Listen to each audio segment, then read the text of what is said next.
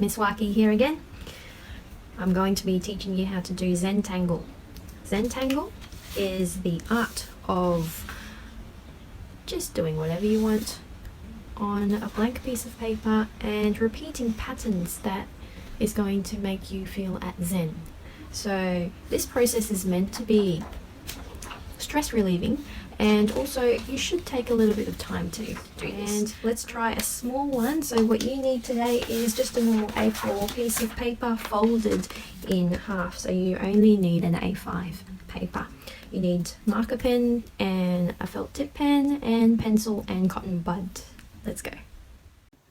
Okay, so for the first process you need your A5 paper. So this is just an A4 piece of paper folded in half. And also you will need something round to trace with. Also here I have my pencils, just a normal 3B pencil, this one. And I've got the Artline thick pen, so if you have a Sharpie would be good, or something like this. And a fine liner, so this is the fine tip marker. Okay, first of all I'm going to use the normal pencil. And this is what I'm going to use to trace. I'm going to use the bigger side to just do a couple of circles.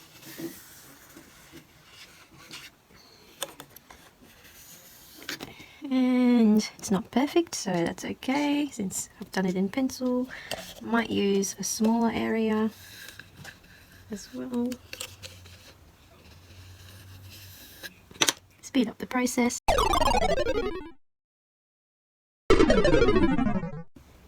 So I've done the basic outline. As you can see, it's not perfect, so I'm going to go over the outline.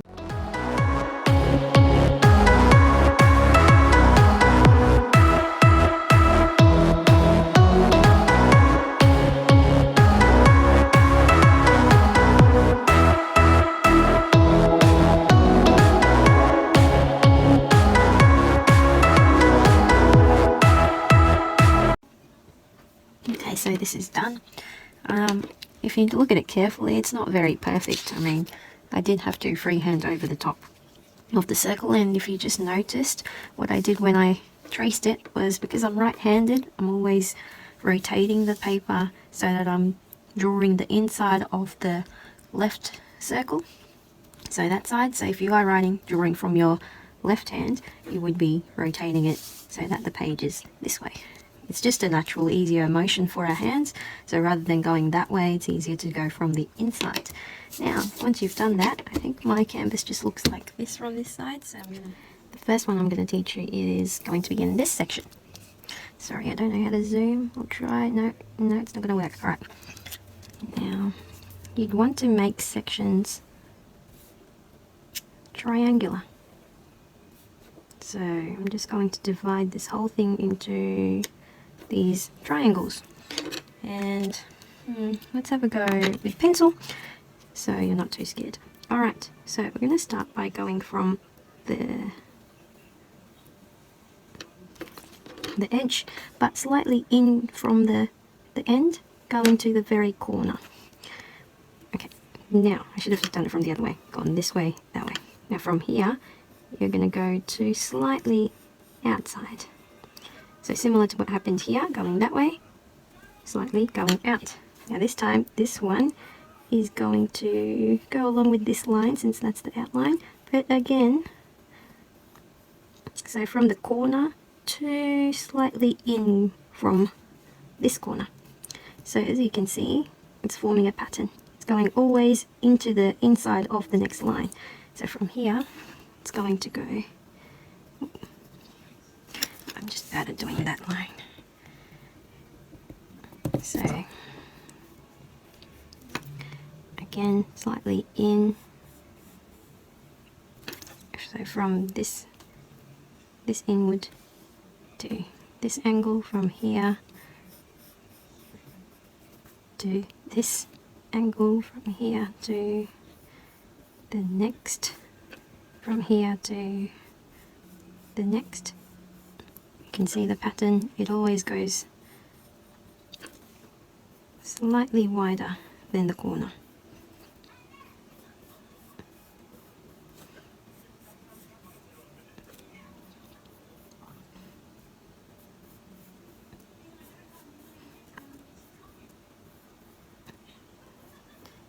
So here we go. So that was just a repeated pattern, always going to the outside, or slightly out of the line, and it goes into a vortex.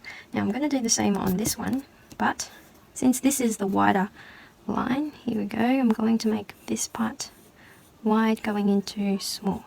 Okay, so again this one is going to go and form the wider part. This one is going to go to the wider part. Now this one is going to go to the wider. Just can't go that way, it's just a strange feeling with my hand. Okay, and then I'm going to keep going. Keep going.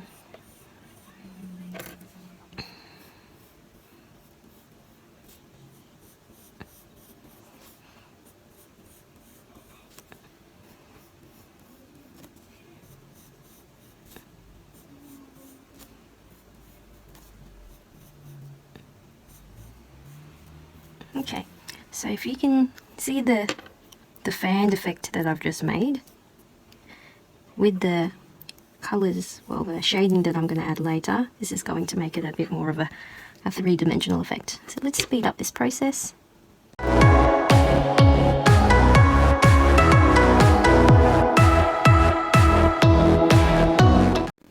Okay, so I'm fairly happy with this. It's a bit vortexy. So I'm just going to go trace this again with the felt tip pen.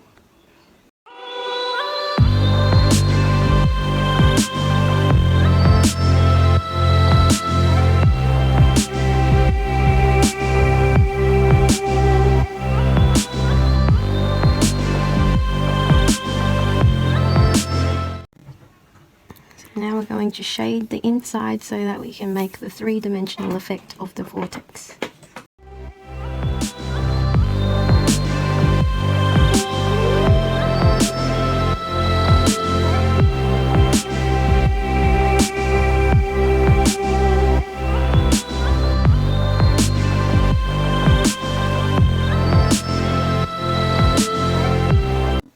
So here's the finished shading. By adding a little bit of darkness to it, to the detail, you can make it look fairly three-dimensional.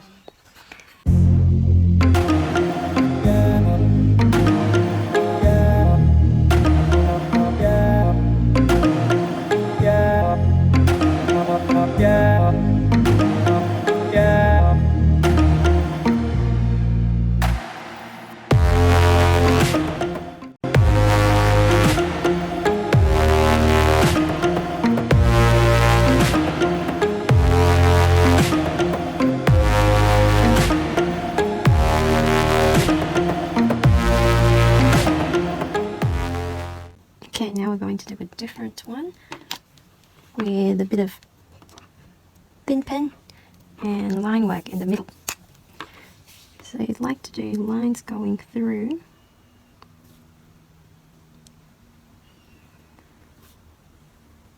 Thin lines together, about 5. Like the musical lines, I don't know what they're called. And then you're going to do another one going behind it. Might do this slightly tighter together.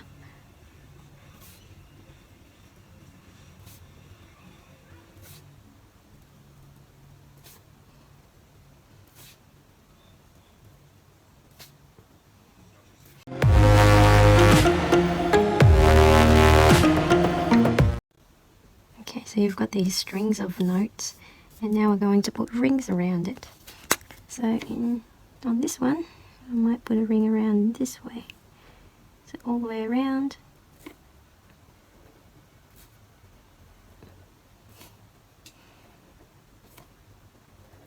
So it looks like there's a ring going through this strand. The other one I might go this way.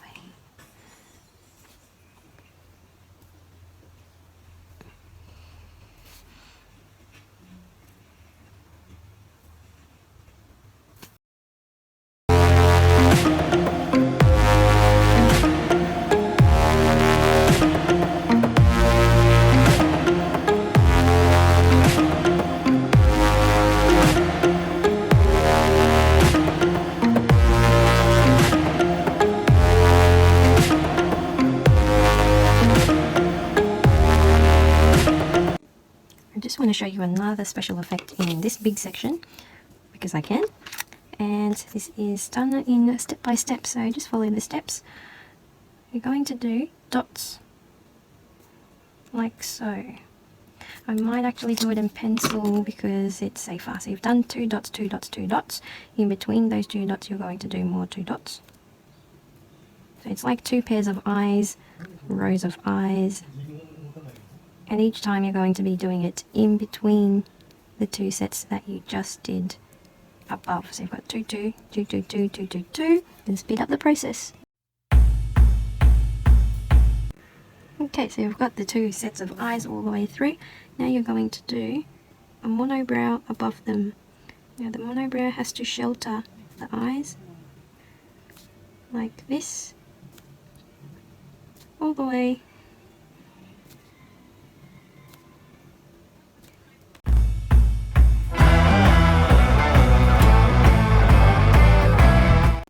So I just went over them with the felt tip pen. What you're going to do now is you're going to go from the eyes, go all the way down to the bottom shelter of the eyes. I'm going to do the same on that side too. You keep doing this. So make sure the line you draw goes under the shelter each time. So the bottom set's going to do that as well. And if this line doesn't touch that line, make it touch it. Like so. As you can see, not all of them is perfectly the same, but it doesn't matter, we'll make it work. Go under, go under.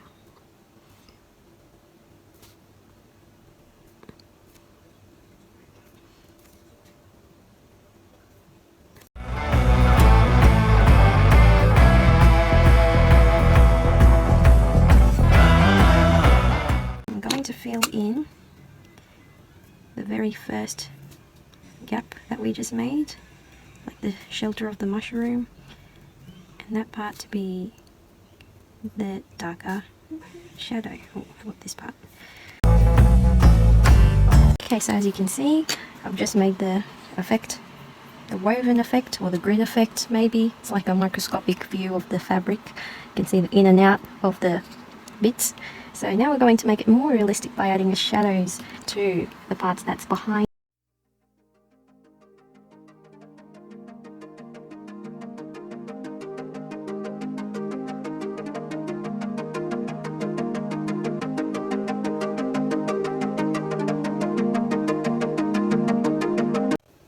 So here we have it.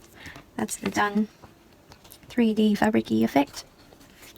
Now that's pretty much it for all my favorite little techniques. I like these particular ones to make it vary the texture, I guess, of the Zentangle.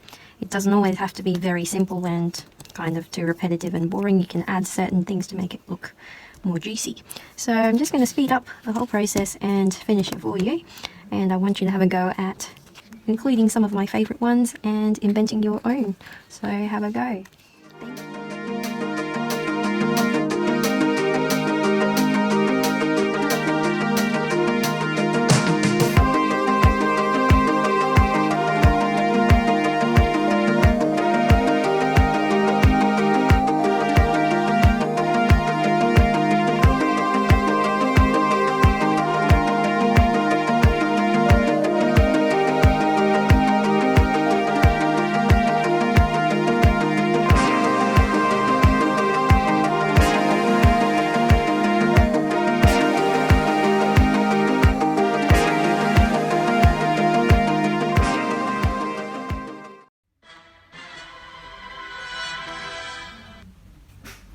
So here's the finished product, and yeah, you can see the different varied effects of the 3D patterns with varying tones of dark, bold colors and some negative space just left mainly white. So I hope you had fun, and I hope you use some of the techniques I showed you here and have a go at creating your own and making it interesting. At the end of the day, Zentangle is for you to really be de-stressing, and if you're stressed out with all of your schoolwork that you are currently doing at home, maybe take your time to do Zentangle at night time when you're trying to wind down and just sit down, relax and draw. So I hope you had fun. I hope you do have the pens to do this, because the pens really do make it look better than just pencil. Take your time and I hope you enjoy.